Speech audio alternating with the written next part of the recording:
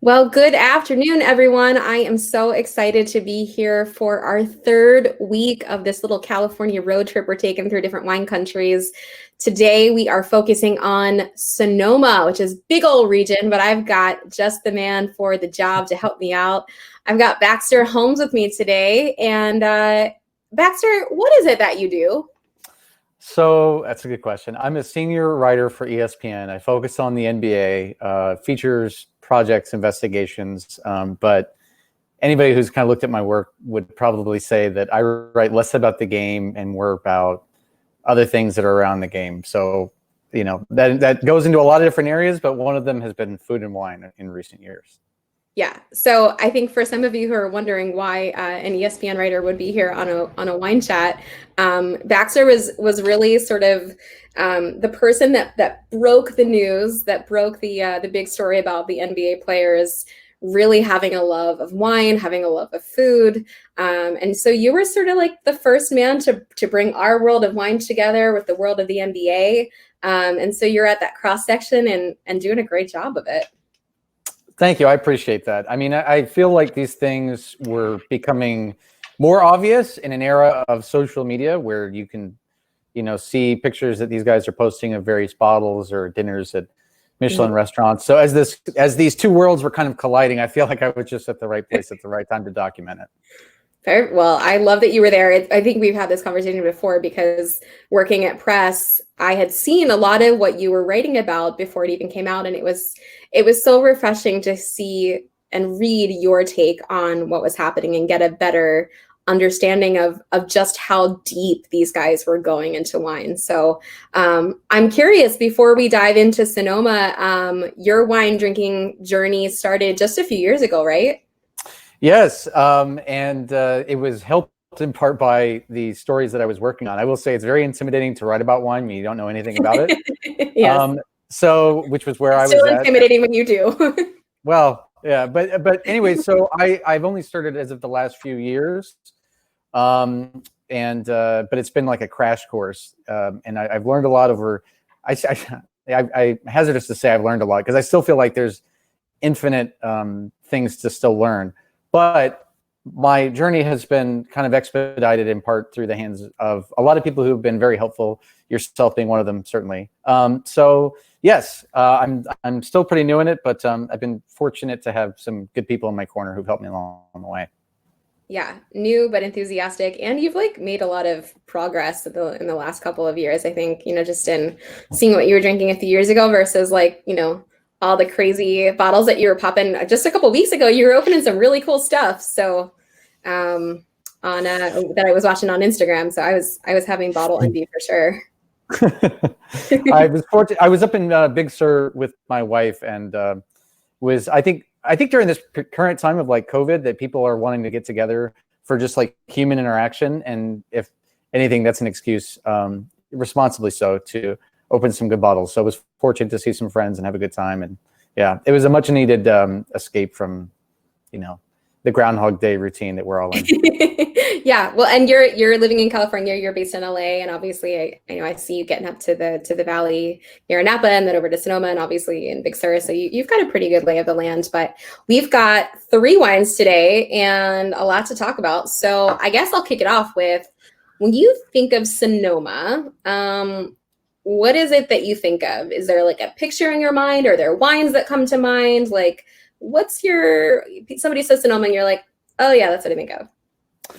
The first thing, there's certainly wines that come to mind, but the first thing I think of with respect to the region is cooler. And I know that's because of like the coastal climate. You have way more of an education on this than I do, but I also think of the reputation. Napa is this globally recognized wine region, and there's so many, there's so much history and legacy and trophy wines that come out of there. And Sonoma is nearby, but in some ways it lives, I would say in the shadow of Napa, for better or worse. But in some ways, like some of the wines, depending on the styles that people like, certainly some of the wines that come out of Sonoma are really remarkable to me. I think one of the first that I had, gosh, I'm trying to think, it was during I think one of my first tastings up there, up in Napa actually, but it was a tasting of Sonoma Pinot, and I want to say it was Rivers Marie. Oh, cool. Yeah. Thomas Rivers Brown.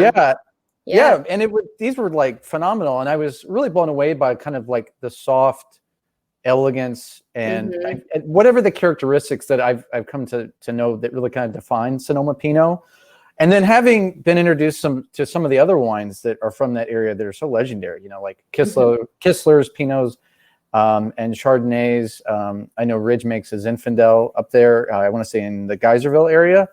So there's some really extraordinary wines that are from that area. And, but again, it's Napa casts such a tall shadow, and Sonoma is geographically kind of in it, for better or worse, as I said.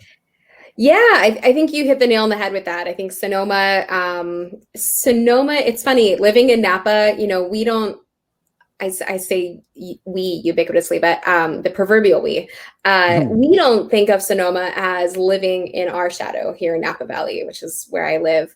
But I think Sonoma sometimes does. I think there is something that Sonoma feels that, like, you know, they're not necessarily the underdog, but they're like, we're great too. And they are. And like, I've never considered Sonoma to be a region that is less than. If anything, it's just such a compliment to Napa Valley, because when you think of Napa, you think, you know, bigger Cabernets, we've got Sauvignon Blanc, we've got Chardonnay, we've got a teeny tiny amount of Pinot Noir. But really, you know, this is a place for Cab, and running the press wine list, which is all Napa Valley. You know, our little secret stash was always from Sonoma because they had the cool stuff. So whenever you wanted some cool varieties or Pinot Noir or, you know, a little bit of diversity, generally the first place we were looking was Sonoma. And I can't tell you how many times we had distributors and producers come in and taste us on their wine, and they'd say, it would be a beautiful wine, we love it. And we'd be like, wait, where is this from? And they'd say, oh, it's Sonoma. And you're like, oh man, not another Hanzell. But we would do it because they were just so cool. I love that you mentioned that. And I will say, as I've learned more about California, I think some people's introduction into wine in California in general, it's like Napa. That is a touchstone kind of place. But as you explore other areas of California, you know, whether it's like the Central Coast or Santa Ynez, you know, Valley, all the way up to Alexander Valley and whatnot, and you get introduced to certain styles and you like. And I've had, you know, a fair amount relative to whatever of, you know, some of the big name Napa cabs. And I've kind of become more interested in like old world wine and all kinds of different regions and whatnot. Like a great Sonoma Pinot to me, and maybe this is like, I still have this fondness over my initial tasting with Rivers Marie. I actually just recently had some of their vintage wines from like 2004, which were just gorgeous.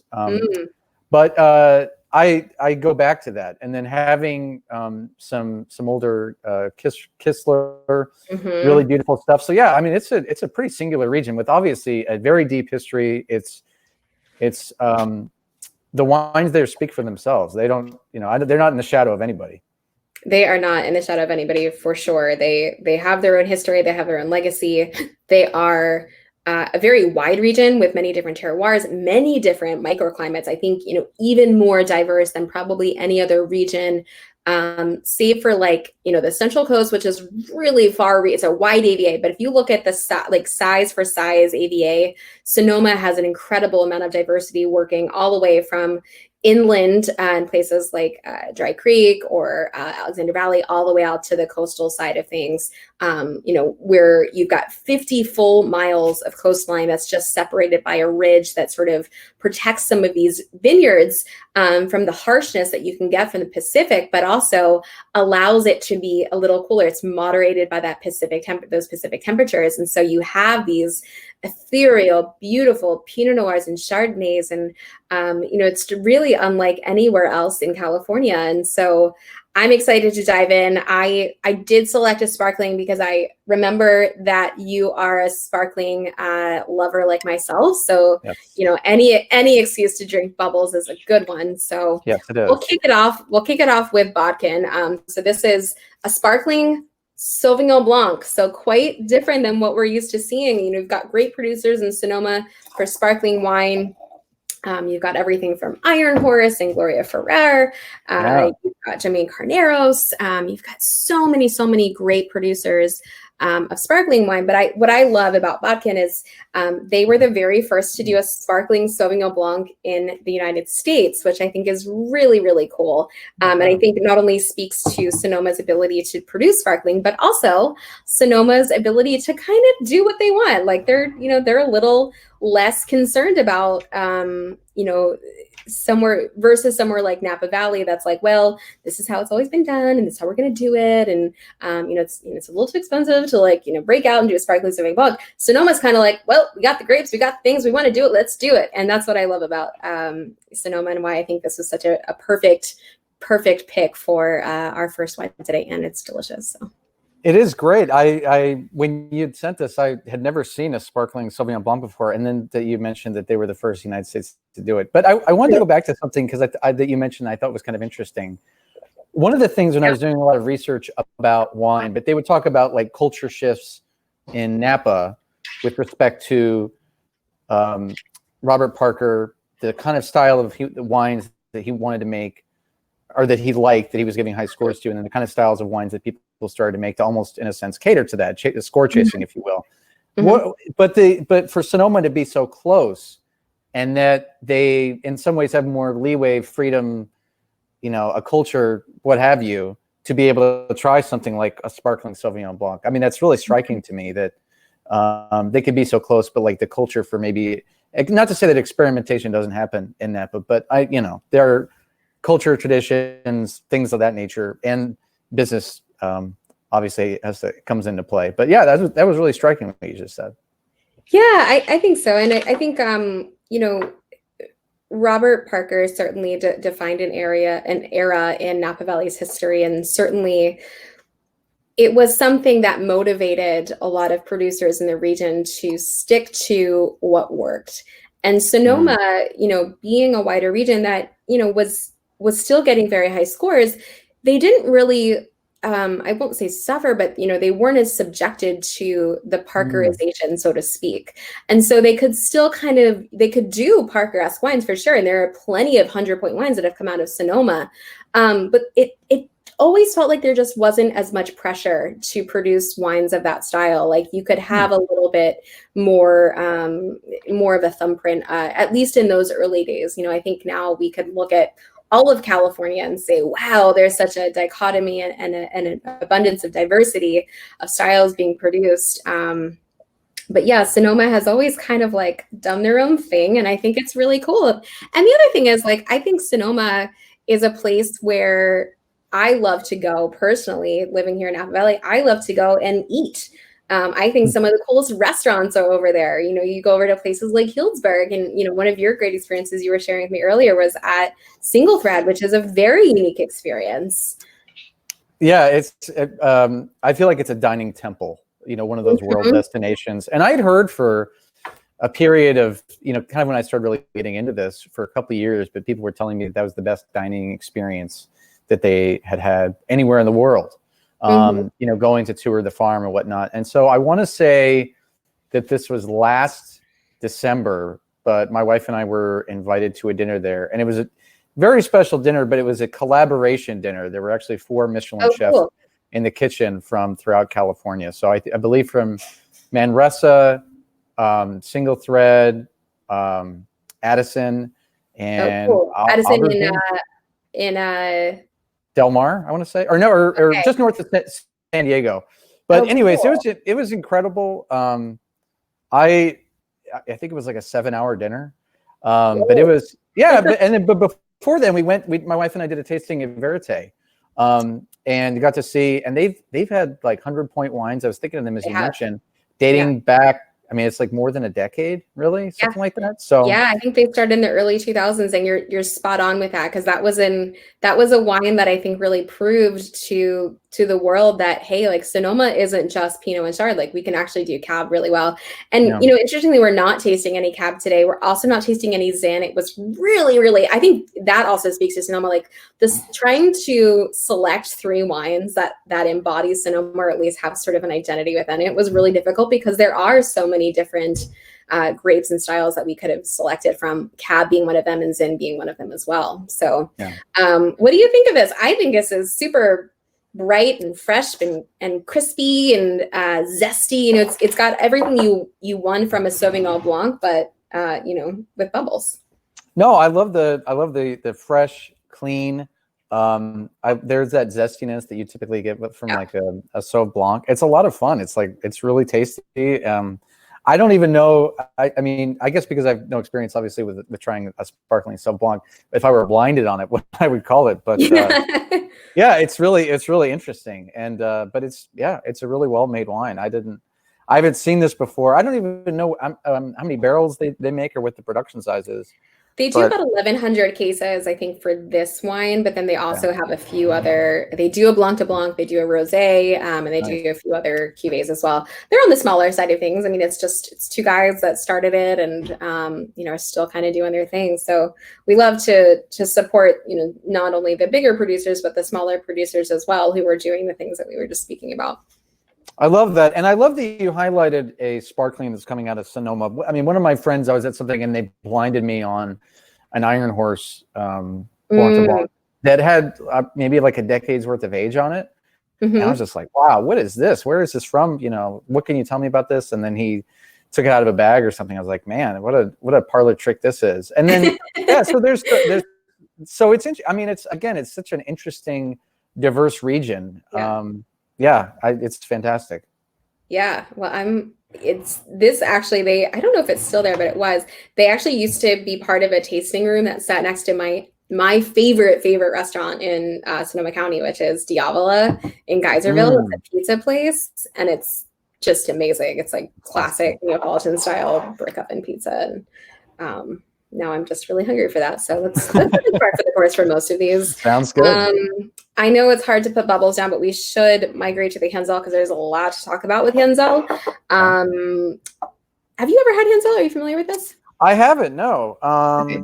So I am excited to learn, and I'm excited to try it more than that.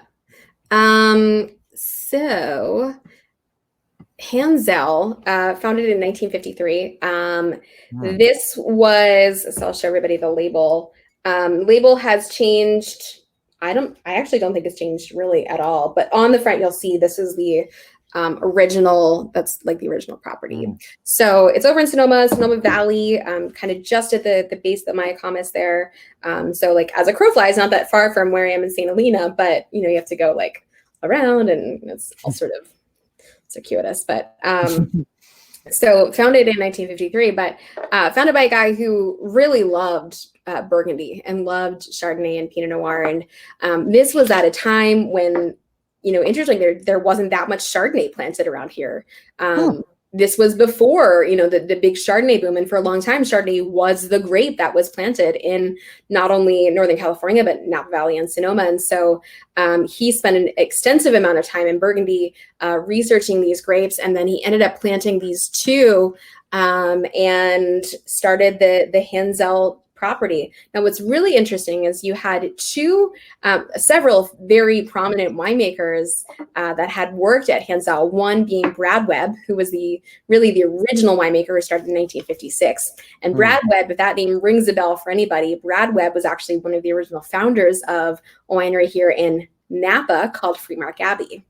Oh, wow. So yeah, always a little intersection there. But so he started Freemark Abbey. He was one of the four founders, or four guys. And then there was a couple of them that split off and started Rutherford Hill. So close ties within the valley.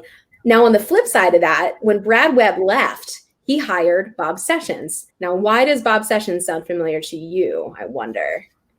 There was a pretty prominent winery that you wrote about in your very first article that LeBron loves. It's up on Mount Veeder. It's kind of old. Does it ring a bell? Yeah, Mayacamas. So Bob Sessions was one of the very first winemakers at Mayacamas and was there for several years, and was plucked from there by Brad Webb to go and make wine at Hanzell. And so, wow. Yeah, so pretty cool. So Bob Sessions really had his work cut out for him after Brad Webb, who had done so much for not only Hanzell, but for winemaking in general in California. So first really to use small French oak barrels. Also the first to start developing techniques relating to controlling malolactic fermentation. So that thing that happens when, with all red wines for the most part, but for white wines, what we see in Chardonnay, it results in that creamy, buttery feel. So it's literally the conversion of malic acid, so that green apple sort of acid that's kind of tart, to something that's a little bit more creamy, like lactic acid that you would find in milk. And so he was one of the first to control that. So he designed a ton of the equipment at Hanzell, really pioneered many of the techniques. And so, and was producing these long-lived, ageable Pinots and Chardonnays, which again, like you have to think about the 50s and 60s in this area in California when, we still weren't really on the map. Like this is pre-Judgment of Paris. This is before Bob Mondavi. This is before anybody's spending any sort of money on California wines, or even thinks California is like a force to be reckoned with. So for him to be investing this much money and making and time and developing these techniques, and then to be making these wines that are long-lived, ageable beauties, was just something remarkable in and of itself. And so when Bob Sessions was hired from Maya Kamis, he really had his work cut out for him to kind of not screw it up, right? Like you take over for Brad and you're like, all right, well, don't really change too much. When did Bob come over? Was this you'd said Yeah, so Bob Sessions was at Maya Kamis from 65 to 71, and then he took over in 73. I have a 69 Maya Kamis Pinot empty, but just a few feet away from me. It was I get he may have been involved there, but I find that so interesting. He would have been involved, and I am 68. You said 69. So 69. Okay. So I was going to say Philippe Tongi may have been involved, but he was already at Chapelet by then. He was 60, 67. But the foresight to, I mean, as you said, to go to an area, even when California in general wasn't really on the map in terms, globally for winemaking, and to identify this region and to start planning. I mean, what an investment and foresight. That's that's striking. I wanted to come back to something you said, which harkens back to some dinners I've been at and comments I've heard from people who've been really seriously into wine. And this is a comment that I've heard with respect to Sonoma. Okay. For certain people who've kind of been in the journey for years, if it's starting up on maybe sweeter Rieslings or just whatever, more approachable wines, and then working their way up through Napa, and then eventually they get to the old world and they're really into Burgundy. I've various friends of mine, there's certain wines in California that they'll still be into, but if they have that Burgundy palate, that these are I drink red Burgundy and I drink white Burgundy and good stuff like that. When they do venture over, their palate is kind of fixed to Pinot and Chardonnay, and the regions that they go to are Sonoma. And so I find it interesting. There's this all roads lead to Burgundy type mentality. Always. But my friends who have, that's basically where their palate lives. They, domestically, this is the region where they kind of still, that satisfies them, that they feel, still does it for them here. So it's interesting. I'll see these side by side at the table. Obviously it's the same grape, but they're a world apart. But I found that to be really interesting. Yeah. Well, and I think the other thing is, and not to discredit Burgundy because we love Burgundy, but how many times have our hearts broken over a bottle of Burgundy that has been not great? Right. Yeah. The investment.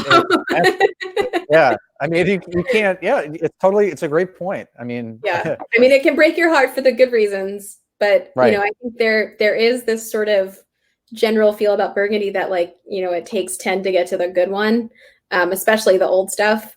And not that, Sonoma, you won't find a bad bottle of Sonoma because I'm sure there's some out there, but it's interesting because I think there is so much pleasure to be had with Sonoma wines. And not that the quality across the board is higher, but I just do think that Sonoma Pinots and Chards are just delicious kind of across the board.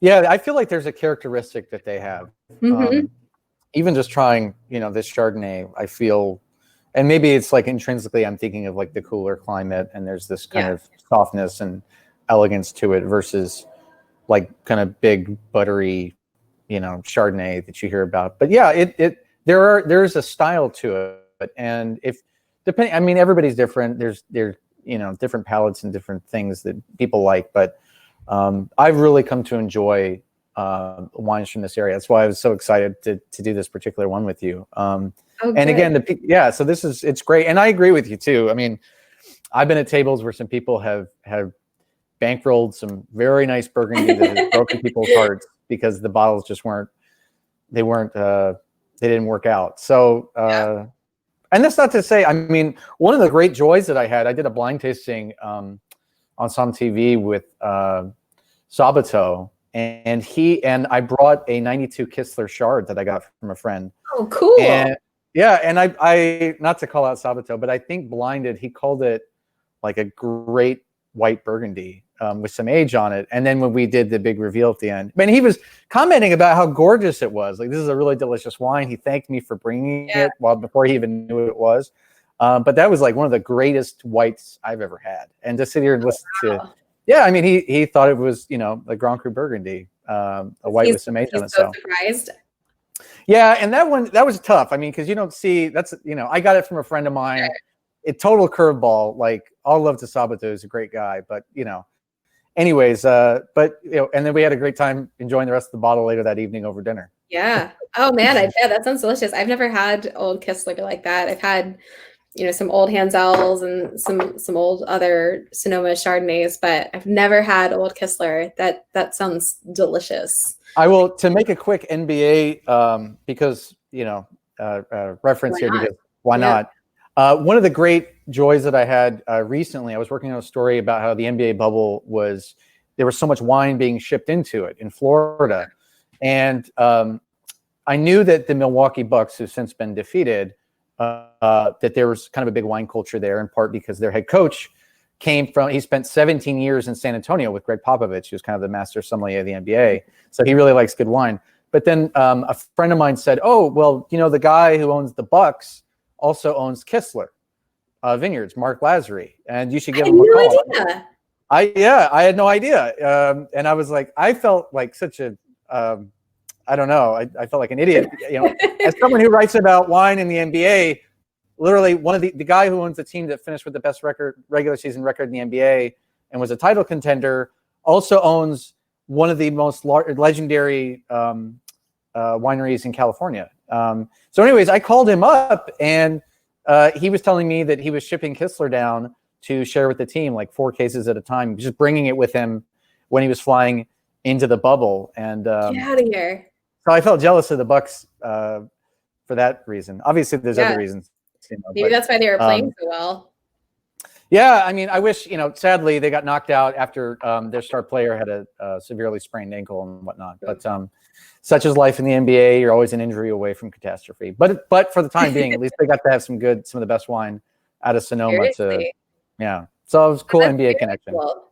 Yeah, wow. Thanks for sharing that. That's really cool. Do I hear that maybe there's like another article coming or something in that direction? Like, is that I have to space mine out a little bit. I do have some articles I'm working on, but none of them are tied to wine at the moment. Oh, that's a bummer. Well, I'm sure it'll come back because you never know. I mean, I never anticipated the ones I was working on. They all came out of left field. So yeah, that's true for everything.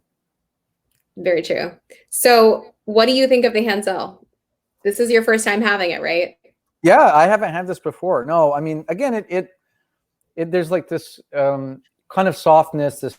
It feels like if I was to have a Napa Chardonnay, I feel like I'm typecasting here, but some of the characteristics you get from this kind of the buttery chard or what have you, that's like really creamy and rich. This just there is a little bit of like the creaminess here, but it's kind of soft, citrusy. I feel I don't know how to describe how like the cooler climate comes into play, but yeah, it's delicate in a way, and crisp. And I like that's the kind of style of Chardonnay I like. Yeah, I think for me, and this is a 2015. I should note that because which I think is current vintage for them. They do tend to hold their Chardonnays back a little bit. So where a lot of other Chardonnays, we're in like 2018 right now. I think some people even released their 2019s. This is 2015. So you've got a little age. So there is some color for sure coming from that. But what I always get from Hanzell Chardonnay is this savory quality. And it's something that I noticed when I had it about a year and a half ago. I had, and we'll talk about this because this is another really cool part of Hanzell, and what I think is also very cool about Sonoma in general.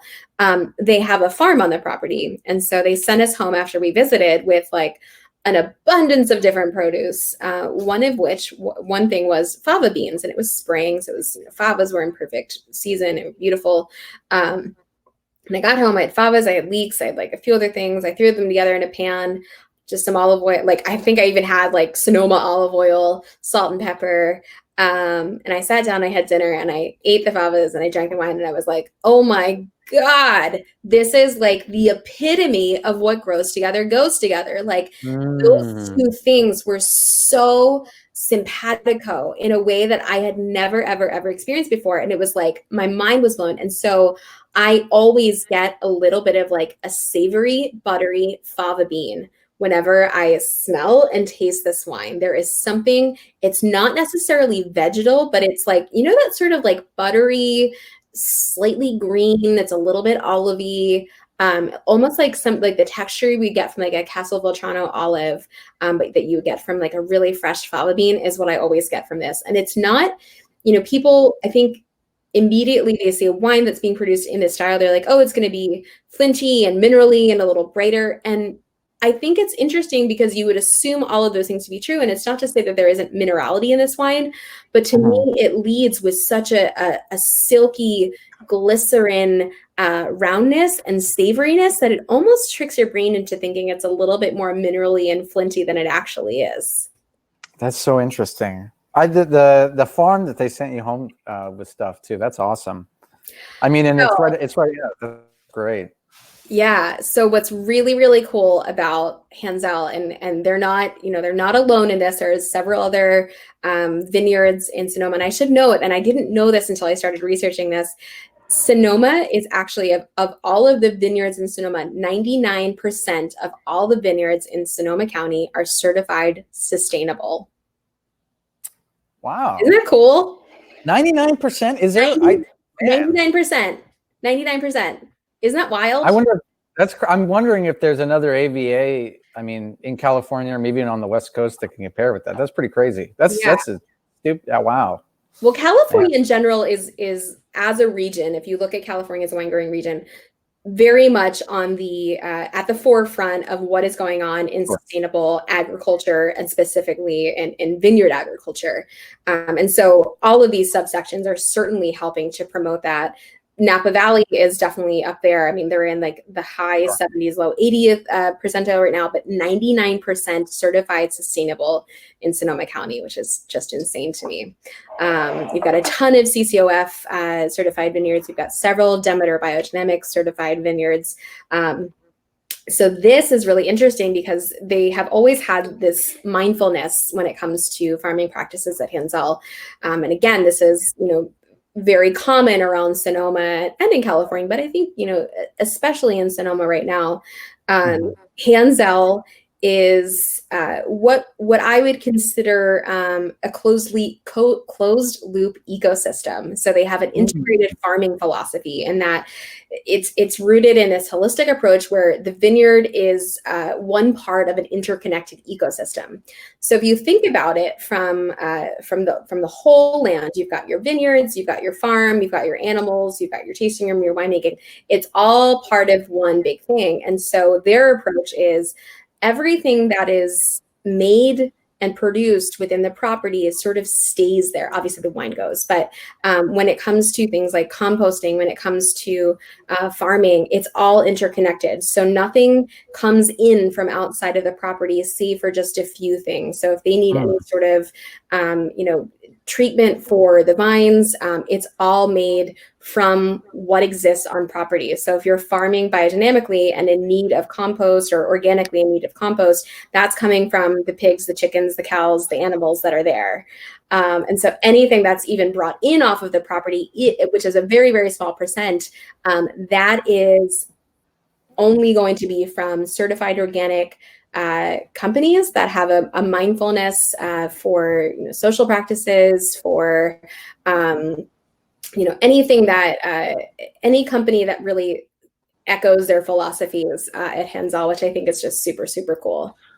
It's amazing that is the case, and it brings to mind something that was a little bit of epiphany for me, and probably a lot of folks on the mainstream or whatever. But there have been a couple of documentaries in the last couple of years that really speak to what you're talking about, with like kind of the interconnectedness of everything that's on within respect to the farm. I think one that was really popular was Big Little Farm, which I saw on one of my last flights before everything ended. But it speaks to all the nature of that, and watching that. I mean, I recommend that to everybody these days. But the one that I saw before that, it was a Chef's Table episode that focused on Dan Barber. And I think it was like Blue Hill Stone Barn. Right. But these two, a lot of it is about that and sustainable farming, and the ways in which everything on a particular farm, from like the animals to all the crops, the ways in which everything has to cohabitate. And it's like this cycle and this loop. And so I think that's fascinating. But it also makes me, think a little bit about the future. Obviously, like sustainable has an eye towards the future. Something I've done the last few times. So the first time I actually went to Napa when I was working on the initial story was right after the fires in 2017. And in the times that I had gone up there, I think since, I would often ask like winemakers about like the weather, the climate,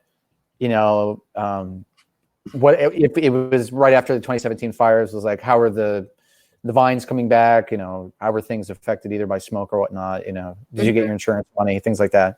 And there would be a talk about, if the climate was more volatile, if the temperatures, if unknown heat spikes or fires, which obviously have been very prolific in California up and down the coast of late. So we would have this kind of conversation about what winemaking and farming would have to look like in the future. Because there's obviously certain things that you can't control, but like, what can you control to try to control the product so that you're putting out a quality product year after year, when there's these other things above you that are really kind of volatile and whatnot. And so I would hear conversations like that. So to hear about this and the way that they're doing is great, and it makes me think more about kind of controlling what you can control, in the future, when as much as, which is a very hard thing to do these days.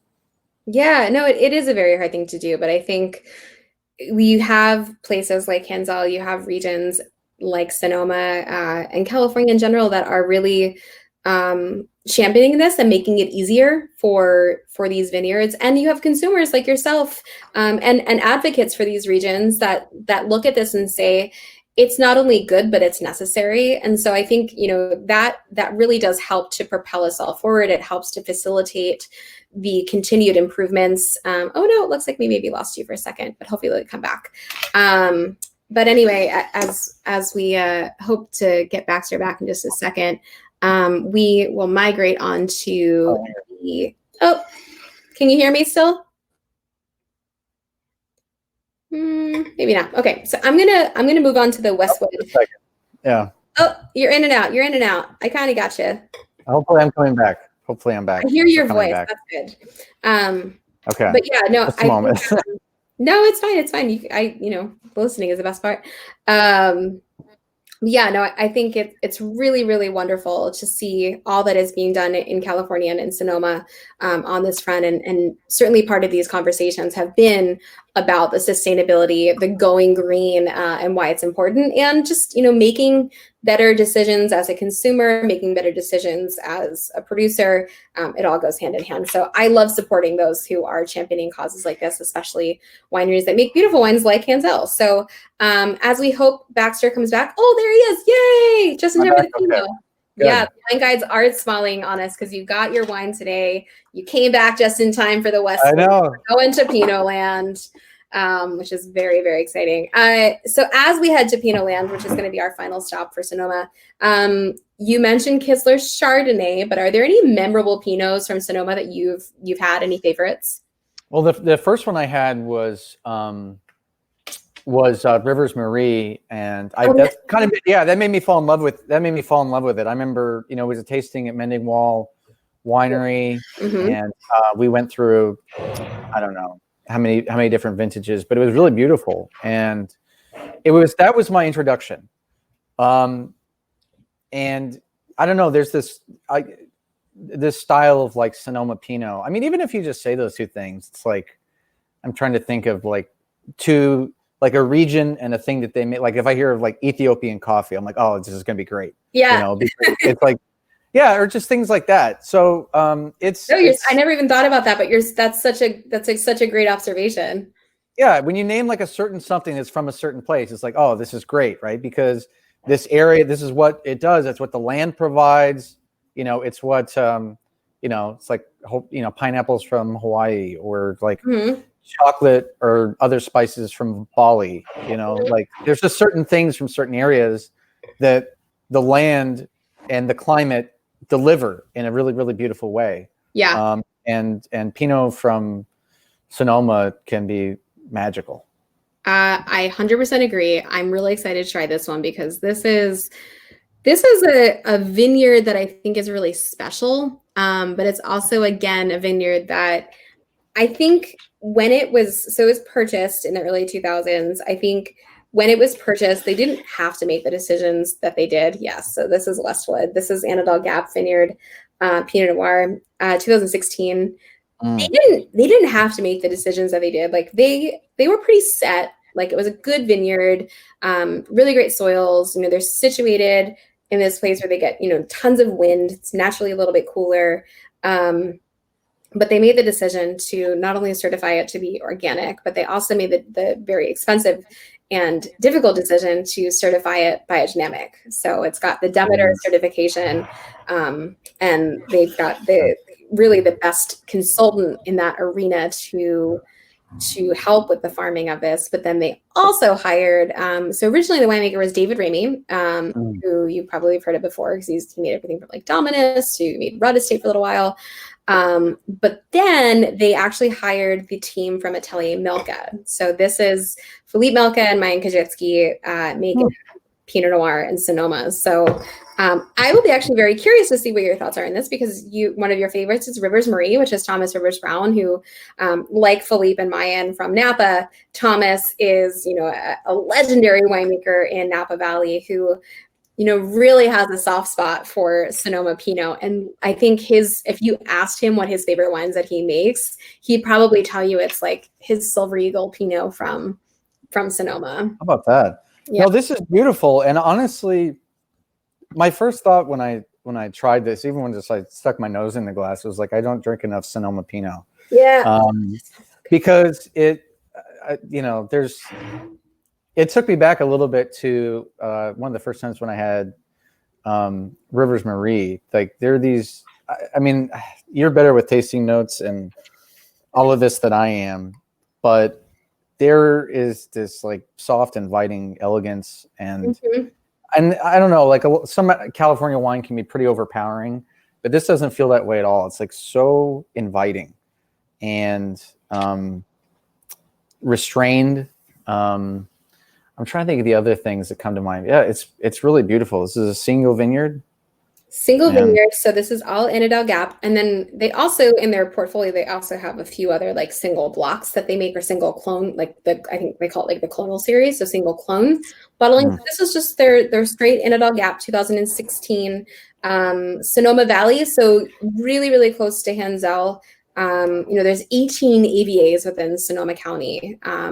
And like I said, a fairly diverse soil types, fairly diverse even from temperature, because you can have, on the coastal side of things, 70s to 90s in the summer versus Alexander and Knights Valley, which are really just like kind of up the street from where we are. If you like went through Calistoga and kind of around there, that's Alexander and Knights Valley.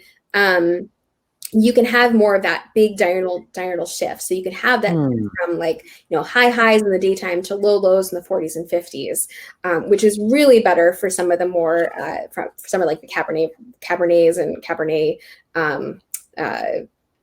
like-minded grapes. But for thinner skin grapes like Chardonnay and Pinot Noir, more of these coastal temperatures that are a little bit lower but more consistent, moderated by the water. That's really what we love for Pinot Noir and why it works so well. But it's still California, so we have sunshine. So where you might get more of those savory, mushroomy, green qualities from something like Pinot Noir from Burgundy, here you're getting a little bit more of that bright, you use the word inviting, I think inviting fruit that makes you want to come in for sips. It just smells like something you want to drink. Like you don't smell a Sonoma Pinot and go, that smells like socks. Like, do I want to do this? I'm not sure. Like you never really get a Sonoma Pinot where you're like, that kind of doesn't smell like something I should put in my mouth. Like that never is really the case.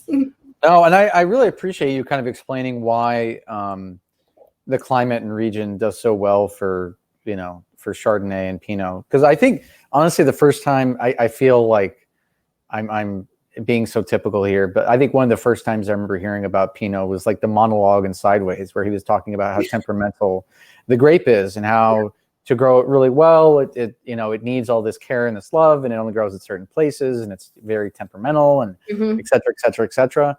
And like a lot of people who didn't know anything about wine, you're just listening like, man, this grape sounds really needy and like complicated and all these other things. Yeah.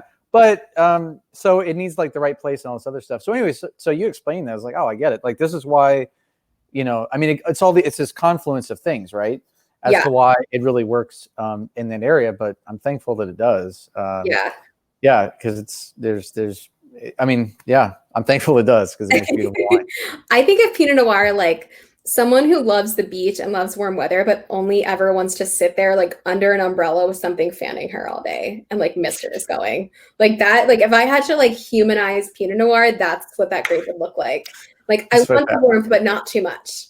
Like I want it to be cool, but not too cold. I don't really want to be uncomfortable. Pinot's not a grape that loves to be uncomfortable. It can tolerate a little wind. It likes a little fan going in her face, but like huge swings in temperature. She's like, I didn't bring a jacket. I'm not equipped. Like I gotta go. And so Pinot Noir it's really finicky. It's why you don't really see it in places like Napa Valley, where you have these huge diurnal shifts. And the temperature is not always super consistent. And so places like Sonoma, you've got a wide array of soils and microclimates, but there's a lot of different pockets within Sonoma that Pinot Noir works really, really well for different reasons. And last week we talked about Calera, which is situated in the limestone, and many scholars in Burgundy will argue that limestone is the soil that you absolutely need for great Burgundian styled Pinot Noir, which of course Calera has an abundance of on Mount Harlan. Here, not so much, but you have other soil types that maybe give Pinot Noir a slightly different character. And I think for this Pinot Noir, I should also add, Pinot Noir is not a grape that loves a lot of makeup. It loves to be, Cabernet, you can throw 22 months new French oak, no problem. It's like bigger the better. Like, give me a big coat and a parka, and like I'm set. Pinot Noir is like, I want like it's just such a needy, you think of if I had like a very needy mother who's just like, I was always trying to please my mother, and she was just like, I want a little sun, but not too much. Like, I want a coat, but not too heavy. Like, right. I think of Pinot that way. And it's the same with oak. Like, it wants a little something, but like not too much, because it's going to be too hot, and then just going to have to take it off. And it's going to be like a whole thing. Yeah. And so oak with Pinot is the same way. So Pinot for me should always have, expression of terroir, because I think it expresses the terroir and the site very beautifully. But it's also something that doesn't want a lot of makeup. It doesn't want a lot of oak. And so when you smell this particular Pinot Noir, to me, you're smelling all the fruit, all the sunshine, all the soil. You get a little bit of salinity, but you don't get a lot of, the oak component. So you're not getting a ton of those like baking spices, clove, cardamom, anything that you would maybe get on something like a Cabernet. That's beautiful. The thing that, as we talk about Sonoma too, one of the things that I've heard from people who've been into wine a lot and thought about more myself is like, if they would say, if I was limited to a particular grape, that I could only drink this grape, the wine that came from it, for the rest of my life, the two grapes that I hear referenced the most are Pinot Noir and Chardonnay, which are obviously very versatile. You know, whether it's like domestic Chardonnay, white Burgundy, Champagne, you know, then you have Burgundy, domestic Pinot, and Blanc de Noir. But yeah, like those are two incredibly special and versatile grapes, and the flavors that you can get from them are magical, for as temperamental and as delicate as they both can be, particularly Pinot Noir. Like, when it's done well and you have a winemaker who really knows how to kind of suss out the magic within, you get these haunting flavors that are really, you know, you talk about like lingering on the palate. It's the kind of stuff you'll never forget. Like, you know, I'm sitting, you know, as I said, like a few feet away from that 69 My Comet's Pinot, and like I still remember when I had it and what it was like, and like I still remember when I had like Rivers Marie for the first time, you know, what it was like. So like there's something about that grape. So again, we talk about like the all roads lead to Burgundy. That grape is haunting, but yeah, to have a region that does it as well as Sonoma does is incredible. And I'm thankful that there's so many skilled and talented winemakers for both Chardonnay and Pinot that are there. It's been one of the great joys of mine. It's an area that I still want to explore more. You know, I've having been up there a couple times, you know, certainly for the single thread dinner, and then for a couple other things, but I feel like I'm only scratching the surface, honestly. And there's so much there. Yeah.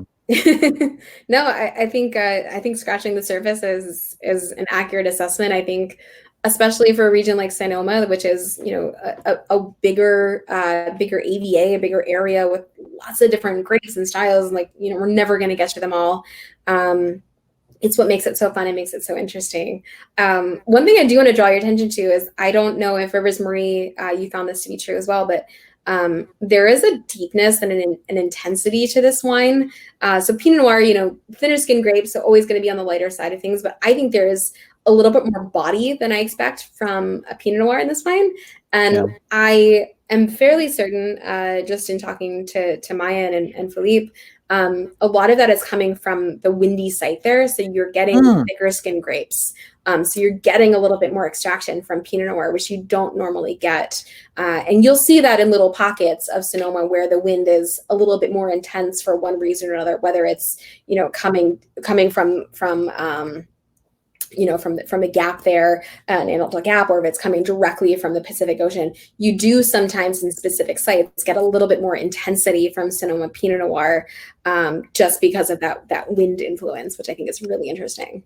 No, that's great. I didn't know that. Yeah, you can definitely pick up on kind of the fuller bodied, hardy isn't necessarily the word, but yeah, it is.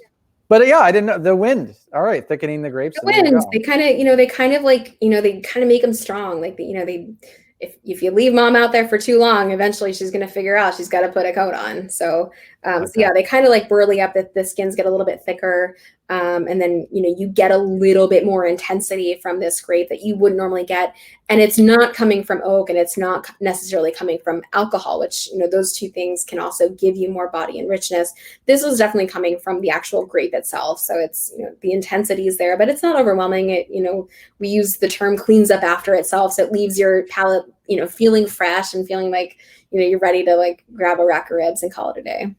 I was going to say, as I've been drinking this, I've been wanting some red meat right now. So sounds nice.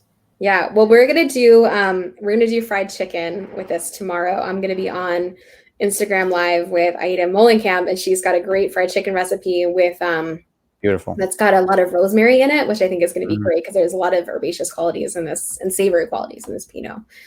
So I'm gonna have to unfortunately cork this and save it until tomorrow, which is gonna be feed into itself. So, but we didn't have enough time for Sonoma. We didn't have enough time for Central Coast, and we didn't have enough time for Napa. That's, you know, just par for the course. But we did have a lot of fun. We drank some great wines, and I thank you so much for being here to talk and chat and hang out and drink some wine with me today. It was the most difficult ask.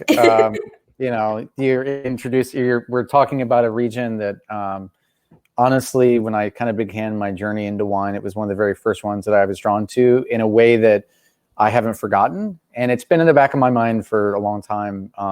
So I've just come back to it more.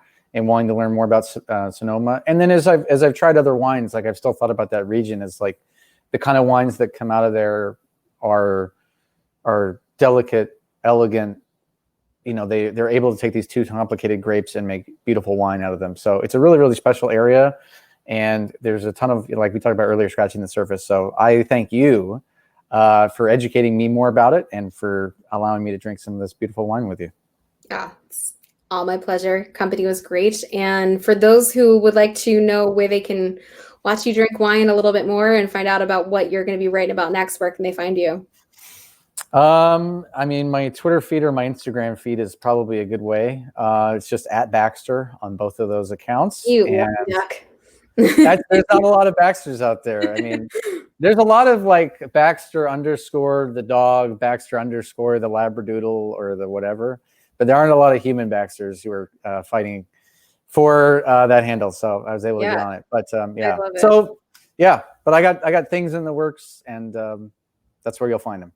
I love it. Well, for all things ESPN, NBA, wine, food, whatever, I don't think there's like a subject you haven't touched yet or like are unwilling to touch. So you're just so much fun to read and so much fun to follow. And it's been a treat getting to know you over the years. And thank you so much for bringing all of our worlds together, because I think wine is meant to be shared. It's meant to engage conversation, and you are certainly at the forefront of that. So from the wine world, we say thank you. Thank you very much. I'm happy to be here.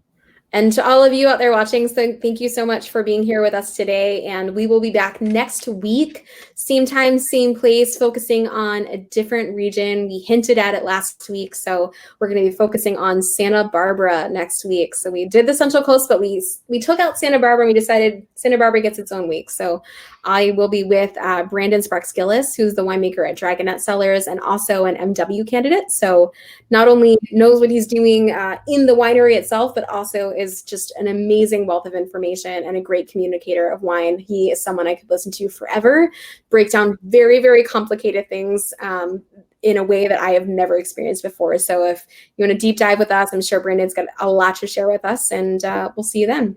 So thanks so much, Baxter. Thank you for having me. I appreciate it. All right. We'll see y'all soon. Thanks.